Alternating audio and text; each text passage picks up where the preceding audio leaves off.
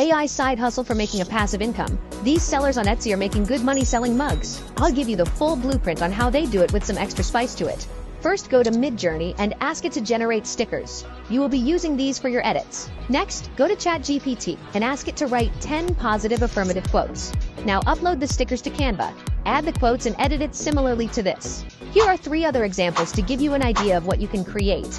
Next, head over to Printify and choose this mug as template. Next, click on Start Designing and upload your designs. Now click on Preview to see the full design printed on the mug.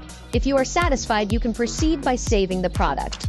For creating a fitting title and description, I simply use ChatGPT and adjust it a little bit.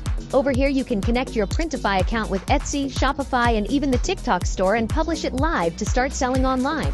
Now, every time someone buys a mug, Printify handles the shipping and production while you get to sit back and collect the difference. Meaning you only have to focus on creating new designs and content to promote your product.